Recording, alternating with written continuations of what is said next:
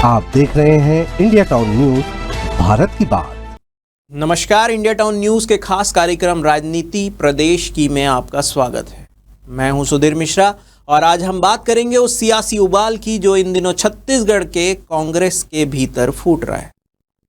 जहां एक ओर संगठन की निष्क्रियता तो दूसरी ओर बीजेपी के मजबूत केंद्रीकृत शासन मॉडल के खिलाफ सचिन पायलट की तल्ख टिप्पणियां सियासी हलचल मचा रही है। सवाल है, क्या कांग्रेस अपने ही संगठन को जगा पाएगी या छत्तीसगढ़ की राजनीति पर बीजेपी का नियंत्रण और भी मजबूत हो जाएगा? देखिए हमारी एक खास रिपोर्ट।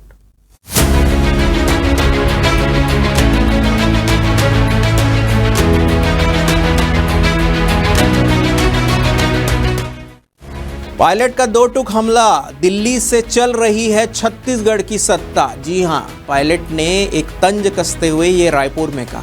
रायपुर पहुंचे कांग्रेस के प्रदेश प्रभारी सचिन पायलट ने कहा है, यहां की कानून व्यवस्था लचर हो गई है और ऐसा लगता है कि रायपुर से नहीं दिल्ली से शासन चल रहा है। इस बयान का संकेत साफ है, बीजेपी की सरकार जिसकी कमांड टेक्निकली रायपुर में है, वो भी हर फैसले के लिए दिल्ली की ओर देख रही है। यानी पायलट का हमला विपक्षी दल पर ही नहीं बल्कि राजनीतिक केंद्रीकरण के उस मॉडल पर भी है जो वर्तमान केंद्र सरकार की पहचान बन चुका है। क्या पायलट ने बीजेपी की हाईकमान कल्चर को निशाना बनाया है? छत्तीसगढ़ में केंद्रीय नेतृत्व के आदेशों पर निर्भर राज्य सरकार, यह आरोप कांग्रेस खुद भी झेल चुकी है और अब पायलट इसी तर्ज पर बीजेपी सरकार को कटघरे में खड़ा कर रही है।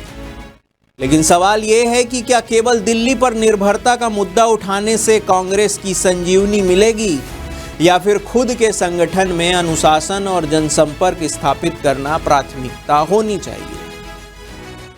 राजधानी रायपुर स्थित राजीव भवन में पॉलिटिकल अफेयर कमेटी की बैठक चल रही है, जहां संगठन के वरिष्ठ नेता, विधायक, जिलाध्यक्ष और मोर्चा प्रमुख जुटे हैं। पायलट का उद्देश्य साफ है, 2025 विधानसभा चुनाव के पहले संगठन को फिर से खड़ा करना है। लेकिन अंदर खाने से खबर यह भी है कि कई पदाधिकारी खुद संगठन की निष्क्रियता और फैसले लेने में सुस्ती को लेकर नाराज हैं।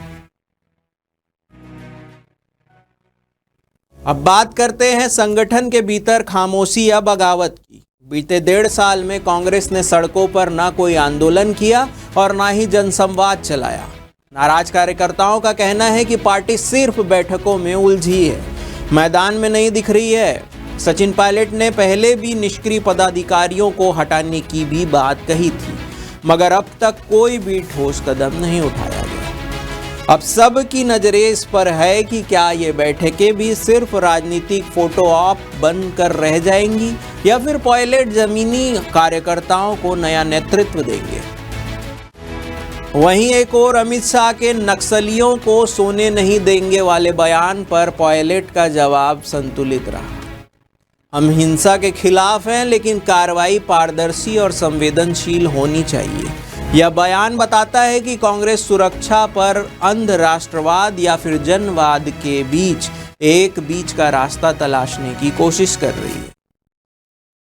और आज मैं छत्तीसगढ़ वासियों को कहकर जाता हूं कि हर बार बारिश में नक्सली थोड़ा आराम कर लेते थे, इस बार बारिश में भी हम उनको सोने नहीं देंगे और 31 दिन के लक्ष्य को हम आगे बढ़ाएंगे। और मैंने छत्तीसगढ़ में ही कहा था, यही नवा रायपुर में कहा था, अटल नगर में कहा था कि 31/3/2026 ये देश नक्सलवाद से मुक्त हो जाएगा।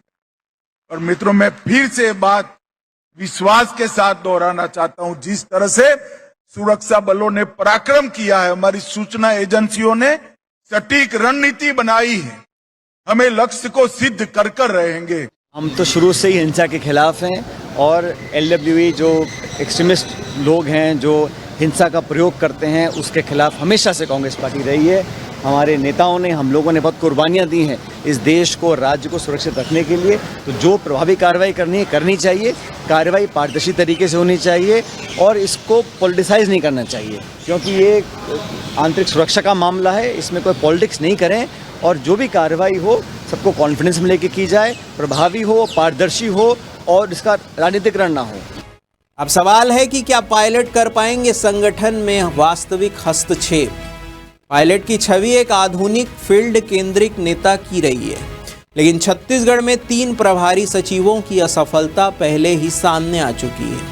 अब जरूरत है कि सिर्फ मीटिंग नहीं बल्कि ब्लॉक और मंडल स्तर तक नेतृत्व में बदलाव और एक्शन प्लान दिया जाए, वरना 2025 की तैयारी केवल कागज और प्रेस नोट्स में ही रह जाएगी। तो आपने देखा, छत्तीसगढ़ कांग्रेस इस समय राजनीतिक नींद से जूझ रही है और सचिन पायलट की मौजूदगी इस संगठन के लिए या तो एक नई शुरुआत बन सकती है या फिर एक आखिरी मौका। बीजेपी पहले से ही केंद्र राज्य संतुलन को दिल्ली के पाले में खींच चुकी है। अब देखना है कि क्या कांग्रेस भी अपने संगठन को रायपुर से लेकर गांव तक वापस सक्रिय कर पाएगी। हमारी टीम इन बैठकों और रणनीतियों पर नजर बनाए हुए है। फिलहाल के लिए हमारे स्टेट पॉलिटिक्स में इतना ही। आप देखते रहिए इंडिया टाउन न्यूज़, भारत की बात। जय हिंद।